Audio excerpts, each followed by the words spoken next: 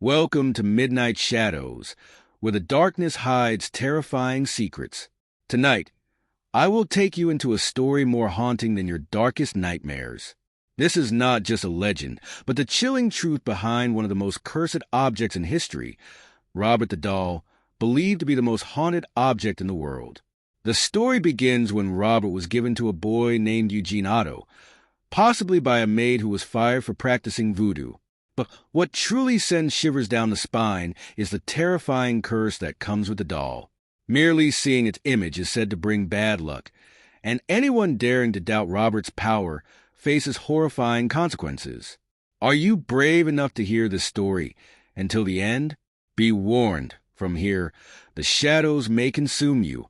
There is one creation in the world that is said by many to be the most haunted object of all time, a doll with the supernatural ability to haunt households, curse families, and destroy lives. A doll with such malevolent power that thousands of people find themselves having to apologize for doubting it. A doll that is said to be so haunted that delving into its story puts us all at risk of incurring its wrath. It is said by some that even seeing an image of the doll's eyes can be enough to curse those who find themselves curious about it. This is the terrifying true story of the most famous haunted doll in the world. The origins of this strange toy and the haunting legacy it has left behind. This is the story of Robert the Doll. Where Robert originally came from, as is the case with many of these tales, is a story of conflicting origins. Some say it was a present from a family member who had been traveling and wanted to bring the young boy a gift from their time in Europe. Others say that a maid, who worked in the mansion that Robert would soon call home, was caught practicing voodoo rituals. When this was discovered, the maid was instantly fired, but just before she left, she gave a gift to the young man of the house. That young man was Eugene Otto, and that gift, in either version of events, was the doll that would soon come to be known as Robert. At the age of 4, when the doll came into his possession, Eugene wasn't referred to as Eugene at all. That was his middle name. His actual name was Robert. It would appear, according to experts, that the doll is one of a kind, potentially created for a window display in Germany. The doll stands at 4 feet tall and famously wears a white and blue sailor outfit with a toy dog next to him. Some have suggested that the scarily lifelike hair on the doll's head may, in fact, be human hair. When given to the youngest of the Otto siblings, the doll would have basically been life-sized, a new child for the family. Robert loved his new toy, and the pair almost instantly became inseparable. This attachment quickly took a strange turn, however. A few weeks after receiving the doll, Robert said that the doll also wanted to be called Robert, but that the name couldn't be shared between the two of them. Instead, the boy wanted to be referred to as Eugene, while the doll would take his actual Christian name, a change that he stuck to for the remainder of his life. Now known as Eugene, the young boy made sure that Robert the doll was treated as part of the family. The boy began sharing his clothes with Robert. In fact, the sailor outfit that Robert still wears today is thought to have belonged to Eugene Otto. Robert even had his own seat at the family dinner table. Wherever Eugene went, Robert would be there. But then things started to get odd. Eugene would shut himself away in his playroom with Robert for hours at a time. The family would hear the normal sounds of their son playing with his toys, but it was when he was playing with Robert specifically that they noticed something peculiar.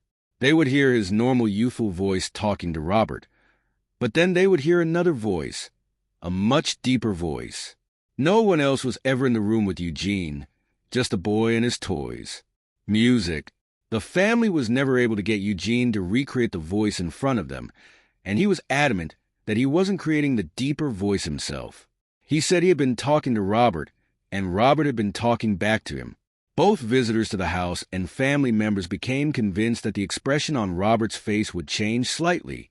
When they weren't looking, nothing drastic would happen, but just something off about the doll's face, making it appear different than it did moments before. Robert was also said to move, but again, only when there were no eyes directly on him. It became a source of amusement for the family, who began to convince themselves that they were just paranoid and imagining things. After all, it was just a doll. One night, Eugene's parents were awoken by panic screaming coming from his room. They rushed in, only to discover that every item of furniture in his bedroom had been placed upside down. Eugene pointed to the doll on his bed and told his family that Robert did it. This was just the beginning of the apparent paranormal activity in the home. Glasses would be broken, furniture moved, and strange noises would echo around the large house. Eugene was always there when these things happened, and of course, as they were never apart, so was Robert. Eugene blamed all of these strange occurrences on his doll. In one incident, one of Eugene's favorite toys was found destroyed. The boy pleaded with his parents as they scolded him, insisting that he wasn't to blame. It was one of his favorite toys, and he loved it. But Robert didn't. The family had enough. They still assumed that they had let their imaginations run wild regarding any paranormal occurrences. But it was undoubtedly true that Robert seemed to encourage bad behavior in Eugene. His parents decided it was time to separate the two, for what wouldn't be the last time. Robert was banished to the attic, a decision that greatly upset Eugene. He had become worryingly attached to the toy and was completely distraught at the thought of being apart from him. Locking Robert away didn't seem to stop the strange events, however. Over the years, servants who came to work at the estate would often quit abruptly, offering no explanation. Despite his banishment, the Otto family was said to hear Robert the doll moving frequently around the upstairs portion of the house, with his footsteps echoing throughout empty areas of the property. He was even said to giggle in the middle of the night. Others claimed to catch glimpses of something white moving around the house late at night, but it would move so fast that no one ever got a clear look at what it was. Most disturbingly, there are reports that the person who took Robert up to the attic was the boy's aunt, who would shortly become the first recorded victim of Robert's supposed curse. Legend has it that just one night, after separating the boy from his best friend, she was found dead in her bed. And that feels like where the story should end. Eugene grew up, and Robert stayed locked away in the family's attic. Strange noises were often heard throughout the house over the years, but nothing too unexplainable. As an adult, Eugene moved to Paris to pursue his passion for painting. He would only return to his family home after the death of his mother. His older siblings signed over the estate to Eugene and his new wife, Annette, and the pair returned to live in the large mansion in Key West, Florida. Now that he was home again, strangely, one of Eugene's first actions was to head to the attic and find his beloved childhood companion. The bond had not been broken after all these years.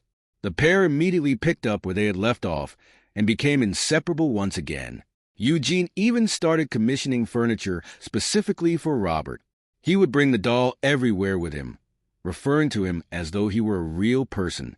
Eugene's wife, Annette, claimed to have never seen Robert do anything strange directly, though she was not keen on the doll. Annette always got strange vibes from Robert, and it was clear the doll had a strong effect on her husband. Even as an adult, whenever Eugene did something abusive or cruel to Annette, he would place the blame on Robert. While that might have been an understandable deflection as a child, as an adult, it seemed much more sinister. Eventually, Annette had enough and asked Eugene to put Robert away. Reluctantly, Eugene took Robert to his childhood bedroom and placed him in the window so the doll could look out onto the street. This act affected the locals, as children reportedly started taking different routes to school to avoid walking past the Otto house under Robert's eerie glare. It's been suggested that Robert himself requested to be placed in that room to have a view. Eugene spent a good chunk of the next 40 years in that room, painting and talking to Robert. When Eugene passed away in 1974, the first thing his widow, Annette, did was put Robert back in the attic. The doll had clearly left a lasting impression on her, and something about it made her want to distance herself from it as quickly as possible. Later that year, Annette sold the Otto estate, leaving Robert behind to become the problem of the new owner, Myrtle Reuter. Myrtle soon started hearing strange noises inside her new home, footsteps and giggling late at night as she lay in bed. After some time investigating, she realized these sounds were coming from the attic. There didn't appear to be anything strange up there at first, and if it hadn't been for the sound of laughter, she might have brushed it off as rats. But then, she found an old, dusty trunk that had seemingly been left behind by the previous owners. Carefully unlocking it, she found Robert. Myrtle's initial reaction to Robert wasn't fear. She found the doll charming and brought him down from the attic, hoping that this would keep him from causing further disturbances. However, bringing Robert into the main house only amplified his apparent abilities.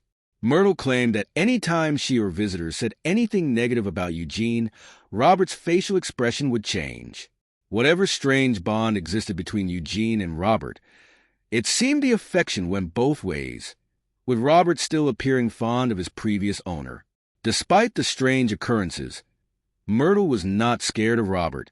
In fact, like with the Ottos, Robert became a permanent fixture in her home, staying with her for 20 years. While Robert seemed capable of mischief and strange behavior, those close to him seemed to form a strong bond with the doll. Myrtle and Robert's relationship was mostly positive, until everything changed in 1994. When Myrtle moved out of the Otto house, she took Robert with her, but Robert seemingly did not want to leave his old home. A few days after moving into her new property, Myrtle awoke in the middle of the night.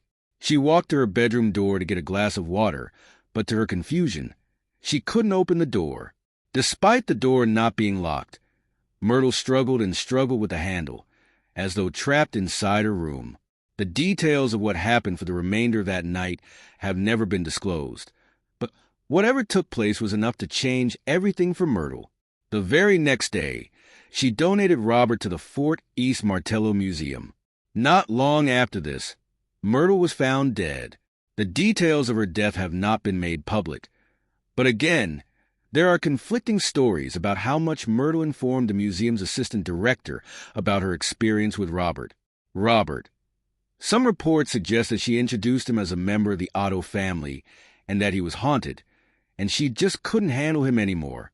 Intrigued by the history, the museum director agreed to take Robert in. Others have said that Myrtle hadn't made it clear to the museum what they were accepting when they agreed to house Robert. To them, it was just an interesting artifact from the turn of the century and a piece of local history. There wasn't really space in the museum for Robert when he first arrived, so to begin with, he was kept in a back room. But Robert seemingly didn't want to be kept blocked up again. Workers in the museum claim to see what they described as a white blur at times around the storeroom. Many of those who interacted with Robert found the doll unsettling, but while he was stored away, his legend was growing in the wider community. Visitors would come to the museum and request to see Robert. Reluctant museum workers would then bring him out of storage so that the interested parties could meet the supposedly haunted doll. These requests became more and more frequent until the museum decided it was worth giving Robert his own display. The curator of the museum dismissed her co-workers' stories about a possessed doll running around the museum. That was until late one night, when she was working alone, prepping the exhibition area for Robert to be displayed.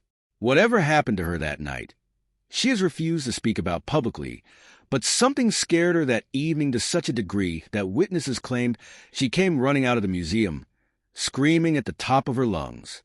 Weeks later, another employee was the last one at the museum, so it was their responsibility to turn off all the lights and lock up for the evening. As they walked across the darkened car park to their car, they were shocked to see all the lights in the building turn back on simultaneously. 8 different switches control the lights throughout the building. It would have been impossible for a single person to achieve this. Robert has become a source of fascination and fear for the workers at the museum. One suggested that maybe they should show Robert respect by giving him his own display case and his own toy, a small stuffed dog to keep him company. But this didn't seem to have the desired effect. While the stories about Robert's past are sketchy, it isn't until this point in his story where people actively started claiming that Robert was capable of cursing anyone who gazed upon him, or at least anyone who didn't ask his permission first.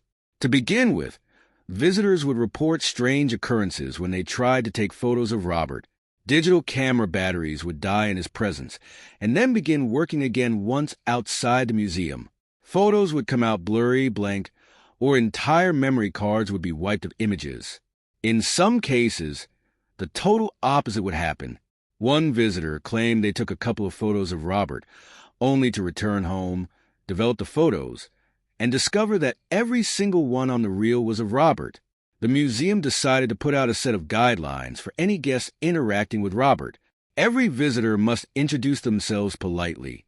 If they want a photo, it is important to ask permission first and then thank Robert for his time before departing. Interestingly, as Robert's legend has grown, these acts of respect seem to have also grown outwards from just Robert's actual exhibition. Just head to any article or YouTube video on the topic, and you will see countless people thanking Robert, or more often, apologizing for having looked at images of him without his permission. Ignoring these rules, either in person or even while just looking at images of Robert, can cause him to take great offense, and there have been some traumatic events that have been blamed on Robert. Robert's exhibit is now surrounded by letters from those who have disrespected him and lived to regret it. This began in the 90s and still continues to this day. Thousands have been sent to Robert throughout the years from all across the globe.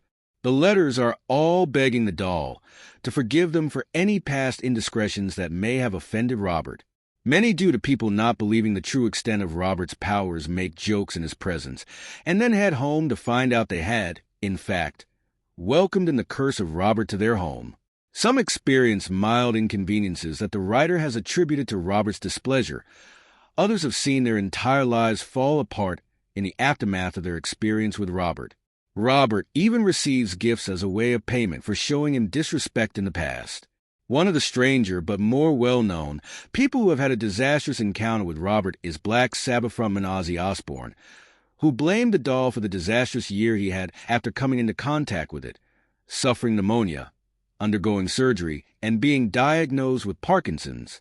While we have heard some reports of people meeting unexpected fates after dealing with Robert in the years before his arrival at the museum, it appears to have ramped up significantly since he arrived. Could this be due to the museum playing into his legend and more people becoming aware of Robert? Or maybe Robert isn't too keen on his new home. His behavior seems to have turned particularly sour since leaving the Otto house. Maybe he longs to be back there, back where he spent many happy years with Eugene. Interestingly, despite his removal from the home nearly 2 decades ago, paranormal activity is still regularly reported in the old Otto home, with strange sounds, moving items, and even reports of an apparition of a woman being experienced. Regular ghost tours still take place at the house, which is often referred to as the artist's house due to Eugene's later career as a painter. While there have been many strange reports during investigations over the years, this one is one of the more interesting ones in my opinion. A seance that took place in the home in 1997. A psychic suggested that the spirit of Robert was still very much active in the home, even if the doll itself might not be here. The investigation for most of the evening hadn't thrown up much in the way of evidence. That was until the group decided to head up into the attic, where Robert was kept for so many years, and reported hitting a wall. Some kind of invisible force stopping them from entering the attic. This is not the first time we have seen such an occurrence in this story, with a similar thing happening to Myrtle in her bedroom. When they finally did manage to push through the hatch, they witnessed orbs of light shooting around the attic and leaving the building from all different directions. One of the psychics who was downstairs while this was happening claimed they experienced the spirit of Robert walking through them, suggesting that Robert somehow has the ability to return to the Otto home when he so chooses.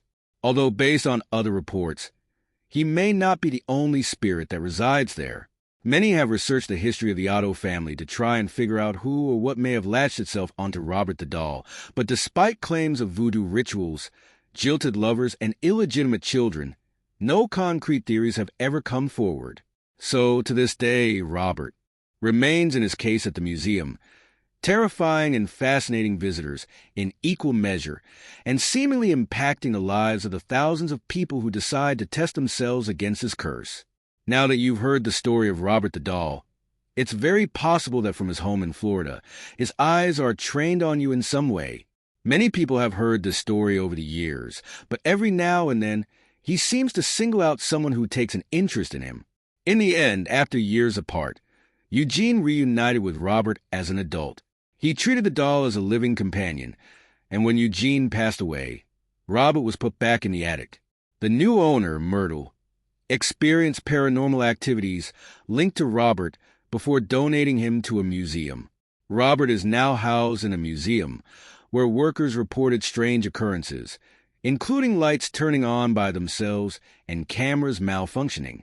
Visitors claimed they experienced curses from Robert, particularly if they took pictures without permission, with many reporting dead batteries and corrupted images. The story of Robert continues to haunt us, and if you find these mysteries intriguing, please support our channel Midnight Shadows.